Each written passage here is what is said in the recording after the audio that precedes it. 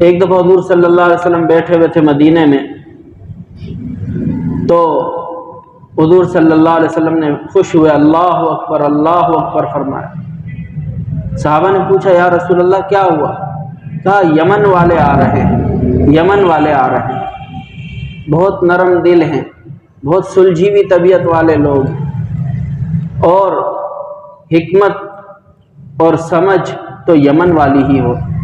تو وہ یمن کے جو لوگ آئے تھے وہ تقریباً 600-700 کے قریب تھے، اور وہ راستے میں تسبیح کرتے ہوئے، نمازیں پڑھتے ہوئے، اذانیں دیتے ہوئے، قرآن کی تلاوتیں کرتے ہوئے آئے تھے۔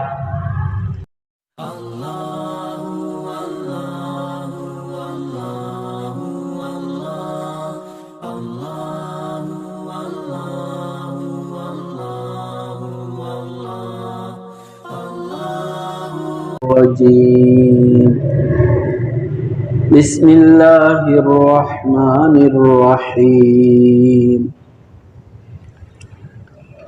اذا جاء نصر اللہ والفتح ورأيت الناس يدخلون في دين الله أفواجا فسبح بحمد ربك واستغفره إنه كان توابا۔ بسم اللہ الرحمن الرحیم، شروع اللہ کے نام کی مدد سے جو سب پر مہربان ہے، بہت مہربان ہے۔ اذا جاء، جب آ گئی، نصر اللہ، مدد اللہ کی، والفتح، اور مکہ فتح ہوا، ورأیت الناس، اور دیکھا آپ نے لوگوں کو، یدخلون، وہ داخل ہو رہے ہیں، فی دین اللہ، اللہ کے دین میں، افواجا، فوج در فوج، جماعتوں کی جماعتیں۔ فسبح، پس تسبیح کریں آپ، بحمد ربک، اپنے رب کی حمد کے ساتھ، واستغفرہ، اور استغفار کیجئے اس سے، انہ کان توابا، بے شک وہ بہت زیادہ توبہ قبول کرنے والا ہے۔ یہ سورۃ النصر ہے، مدینہ میں مدنی صورت ہے، اور یہ وہ آخری صورت ہے جو حضور صلی اللہ علیہ وسلم پر مکمل صورت نازل ہوئی۔ جس طرح مکمل صورت سب سے پہلے سورہ فاتحہ نازل ہوئی ہے، اسی طرح آخری سب سے مکمل صورت جو نازل ہوئی وہ سورۃ النصر تھی۔ اس کے بعد کوئی صورت مکمل نازل نہیں ہوئی ہے، اور یہ صورت حضور صلی اللہ علیہ وسلم کی وفات سے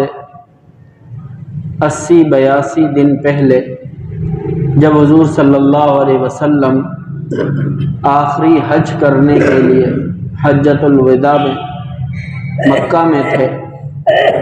اور مینا کے میدان میں تھے، تو یہ صورت نازل ہوئی۔ جب یہ صورت نازل ہوئی تو حضور صلی اللہ علیہ وسلم نے صحابہ کرام کو، جس میں حضرت عمر رضی اللہ تعالیٰ عنہ، حضرت ابو بکر رضی اللہ تعالیٰ عنہ، حضرت عباس رضی اللہ تعالیٰ عنہ، سب صحابہ موجود تھے، یہ صورت سنائی۔ تو یہ صورت جب صحابہ نے سنی تو صحابہ میں سے حضرت عباس رضی اللہ تعالیٰ عنہ فرمانے لگے اور رونے لگے، بلکہ باقی صحابہ یہی سمجھے کہ اس صورت میں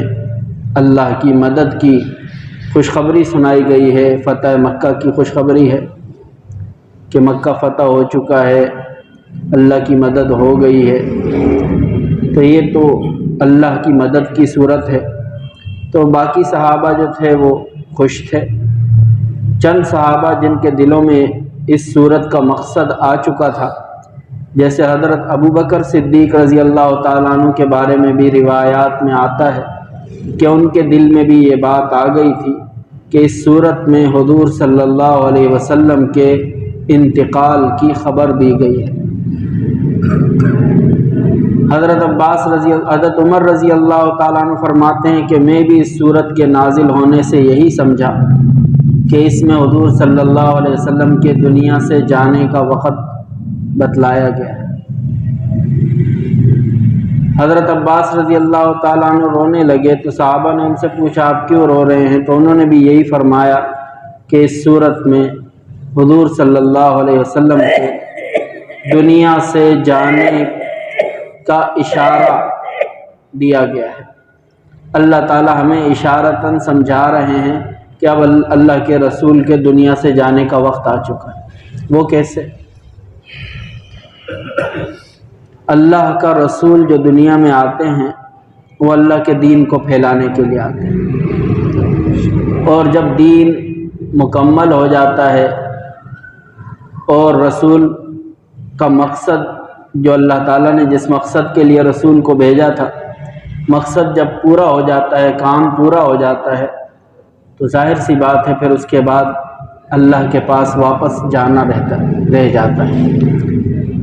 جب کسی شخص کو کسی کام کے لیے بھیجا جائے، وہ کام اس کا پورا ہو جائے تو پھر کیا ہوتا ہے؟ واپسی ہوتی ہے۔ کام پورا ہو گیا، اب واپسی ہے۔ اسی طرح جب اس صورت کے اندر اللہ تعالیٰ نے فرما دیا کہ اذا جاء نصر اللہ والفتح، جب آ گئی مدد اللہ کی اور فتح ہو چکا مکہ، اور آپ نے دیکھ لیا لوگوں کو کہ وہ اللہ کے دین میں اب ایک دو کر کے داخل نہیں ہو رہے، جماعتوں کی جماعتیں آ رہی ہیں، قبیلوں کے قبیلے آ رہے ہیں مسلمان ہونے کے لیے، تو اللہ رب العزت دین کو دنیا میں غالب کر چکا، اور جب مکہ فتح ہو گیا تو اب کوئی عالم عرب کے اندر کوئی ایسی طاقت باقی نہیں رہی جو اسلام کے مقابلے کی ہو۔ تو لہذا حضور صلی اللہ علیہ وسلم نے جب اسی حج کے موقع پر جب یہ صورت نازل ہوئی ہے، یہ بھی فرما دیا کہ یہ آیتیں بھی اس وقت نازل ہوئی بعد میں، الیوم اکملت لکم دینکم واتممت علیکم نعمتی، دین مکمل ہو چکا اور میں نے تم پر اپنی نعمت کو پورا کر دیا۔ تو جب انسانوں پر اللہ کی نعمت جو دین کی شکل میں نازل ہو رہی تھی، اللہ کی طرف سے احکامات دین کے آ رہے تھے، جب دین مکمل ہو گیا، اللہ کی نعمت پوری ہو گئی، تو اللہ کے رسول کا جو مقصد تھا، جو مشن تھا دنیا میں دین کو پھیلانا، اللہ کے احکامات لوگوں کو پہنچانا،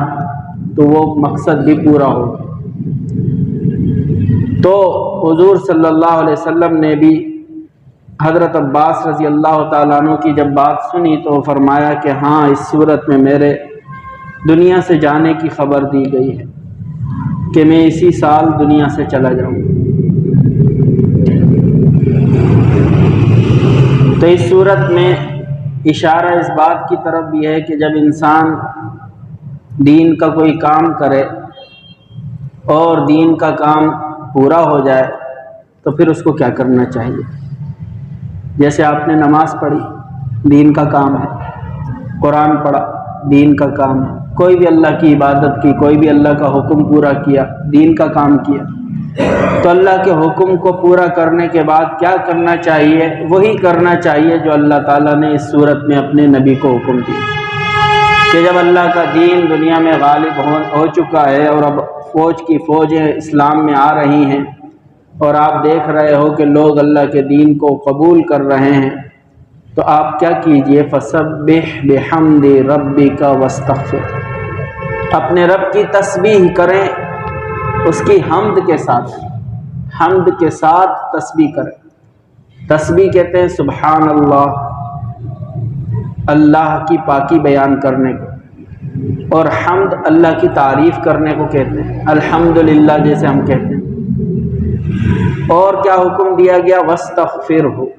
اور استغفار کیجیے اللہ تعالیٰ سے کہ اللہ کے حکم کو پورا تو کیا ہے،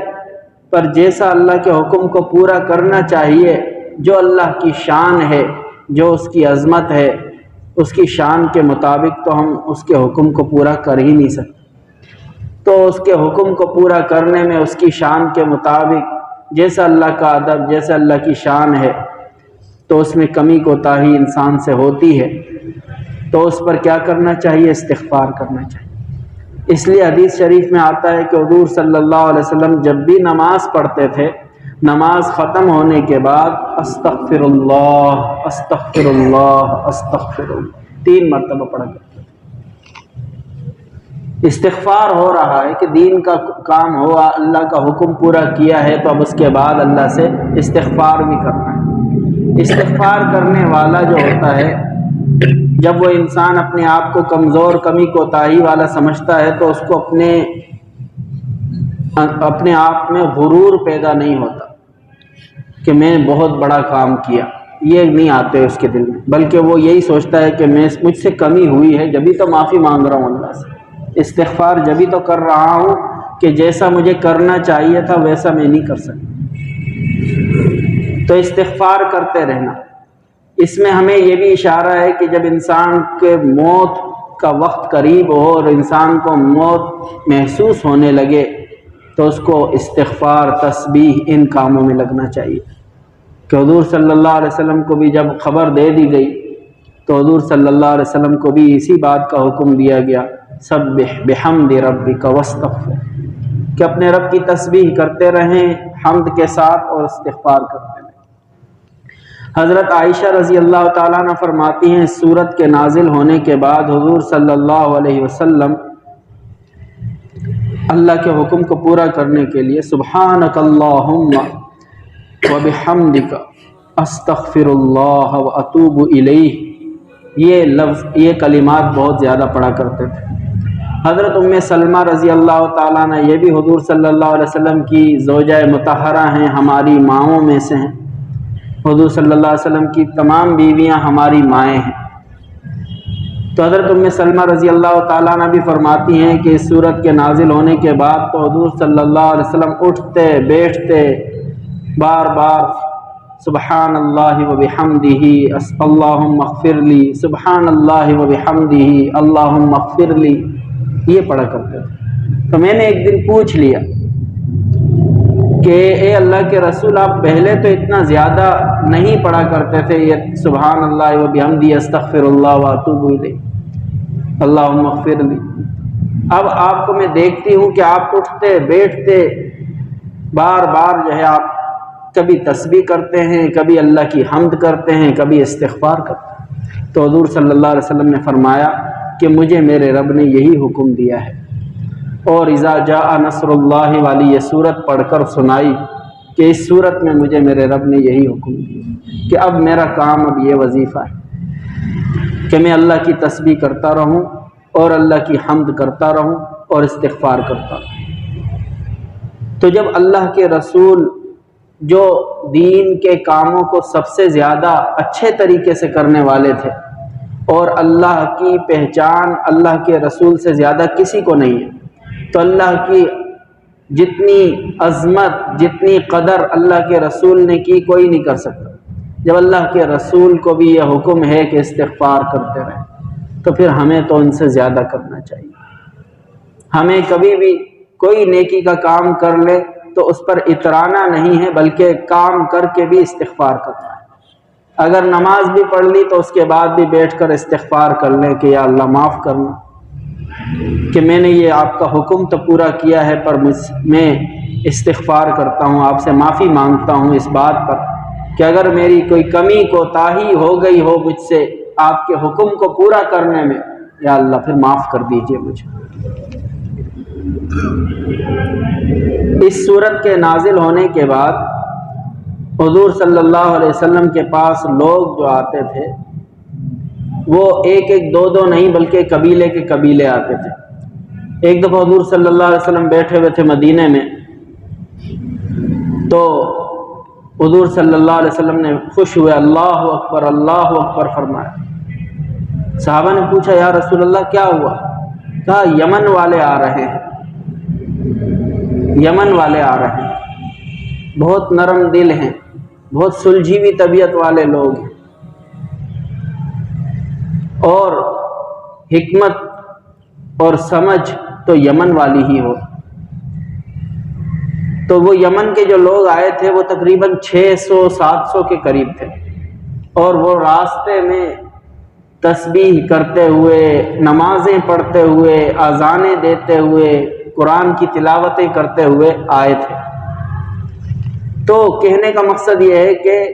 اللہ تعالیٰ نے اس صورت کے نازل ہونے کے بعد حضور صلی اللہ علیہ وسلم کو اپنی آنکھوں سے دکھا دیا کہ لوگ اب دین پر جم رہے ہیں، دین کی طرف آ رہے ہیں۔ اب آپ کا مشن، آپ کا کام جو ہے وہ پورا ہو چکا ہے، اب آپ کے جانے کا وقت آ گیا ہے۔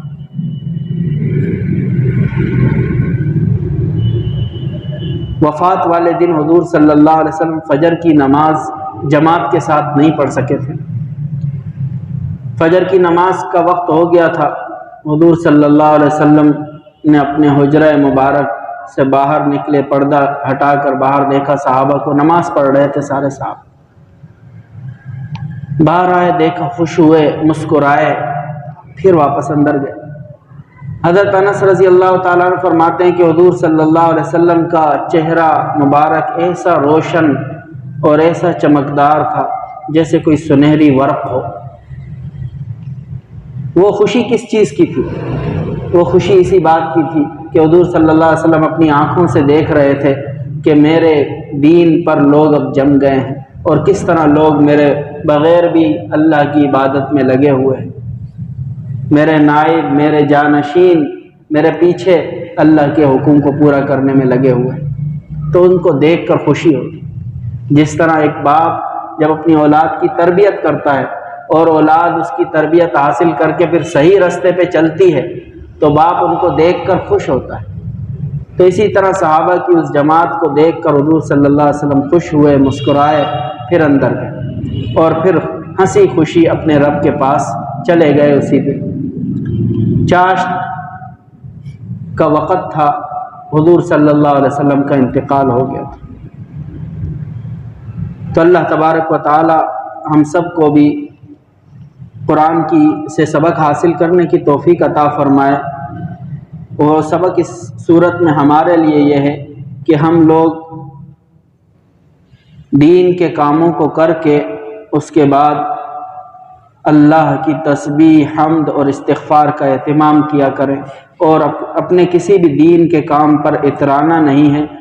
بلکہ اس پر اللہ تعالیٰ سے معافی مانگتے رہنا ہے کہ یا اللہ دین کا حکم تھا، تیرا حکم تھا، کمی کوتاہی ہوئی ہے، یا اللہ تو معاف فرما۔ استغفار کرو۔